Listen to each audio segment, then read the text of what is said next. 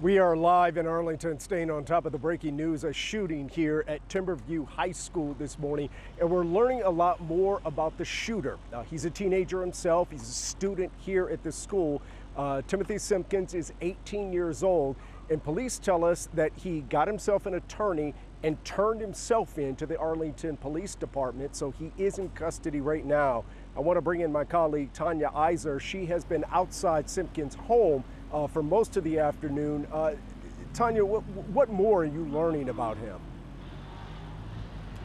Well, from everything we're hearing, he was pretty much a loner. That's what we heard from another student who lives in the neighborhood earlier.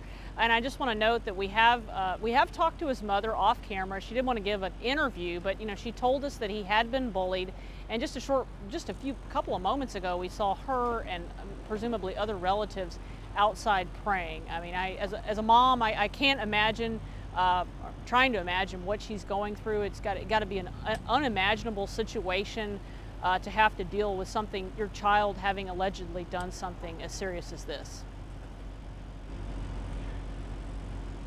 And Tanya, I understand that police have recovered a weapon, but what is that the weapon? What's going on with that right now?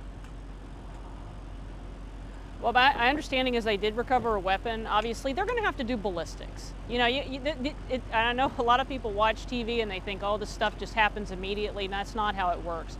They're going to recover the weapon. They're going to, send it off for ballistics. Now, they can do a rush on that, but that'll be what will help them determine, yes, this is the weapon that was involved in this, and my understanding is it wasn't recovered here. It was recovered elsewhere. I've been out here since probably about 10:30 this morning, and earlier we saw, when they were still looking for him, we saw a very heavy police presence. They had the house surrounded, and it was clear pretty early on that they didn't actually believe that he was here, but they were, as a precaution, keeping the house surrounded. And then probably around 2 o'clock, SWAT officers showed up and they searched the house. Well, they cleared the house to make sure nobody was in there. And then they searched the house, and then we saw them taking away a couple of bags of evidence. And so, it's still very much an ongoing investigation as police continue to look in what happened. Back to you, Chris. All right, thank you so much, Tanya. In the last hour, we had a chance to speak with a former law enforcement official who's also done extensive study on mass shootings. And something he told me really stuck in my mind. He really credited how quickly and efficiently this school went into lockdown. Lights off, blinds drawn, doors locked, kids on the floor.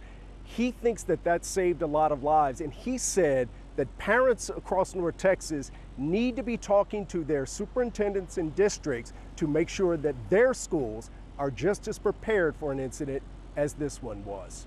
We're going to stay on top of this story throughout the evening. You can look for updates later tonight on the news at 10, as well as WFAA.com. And of course, we'll be pushing out alerts on the WFAA app.